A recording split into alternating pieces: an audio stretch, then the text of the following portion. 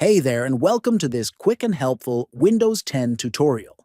Today, we'll show you how to control your audio and volume using simple touchpad gestures. No need for extra buttons or hotkeys, just use your fingers. Let's dive into how to set this up step by step. First, right-click on the Start menu icon in the lower left corner of your screen. From the list that appears, click on Settings. Then, in the Settings window, click on Devices. Now on the left-hand side, click on Touchpad. Scroll down until you find the three-finger gestures section. Click the drop-down under Swipes and choose Change Audio and Volume. Once it's enabled, here's how it works. Swipe up with 3 fingers to increase the volume. Swipe down to lower the volume. Swipe right to skip to the next track. Swipe left to go to the previous track. That's it.